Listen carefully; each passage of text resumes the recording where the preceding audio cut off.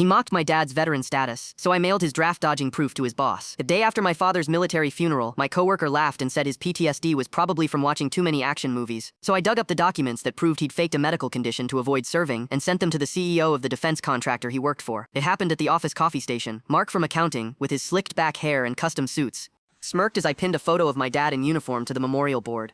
Another weekend warrior playing dress-up, he'd sneered, stirring his latte. My uncle said those Vietnam guys just hid in the jungle and came back crazy for attention. My father had carried shrapnel in his leg for 40 years and woke up screaming from Agent Orange nightmares until the day he died. He'd never once called himself a hero, but he was, and this trust fund brat who'd never served a day in his life thought it was a punchline. I knew Mark's type, the kind of guy who wore tactical gear to the gun range but couldn't handle a paper cut without dramatics. That night I went down a rabbit hole. His social media was a parade of patriotic posts and rants about real Americans, but his timeline had a suspicious gap during the Iraq War years. A cousin's throwaway comment on an old photo, "Remember when you faked asthma to get out of serving?" pointed me in the right direction. It took 3 weeks and a sympathetic clerk at the county records office, but I found it, his exemption paperwork signed by a doctor who'd lost his license for selling medical waivers to wealthy kids. But here's the twist. Mark wasn't just a draft dodger, he was a fraud investigator for a major defense company that held billions in government contracts. His entire job was rooting out corruption in military spending, all while pretending to be a patriot. The irony was thicker than his hair gel. I didn't just mail the documents to his CEO. I CC'd every major news outlet and the Pentagon's Inspector General. The resulting investigation didn't just cost Mark his job, it revealed he'd been approving inflated contracts for suppliers who happened to be his college buddies.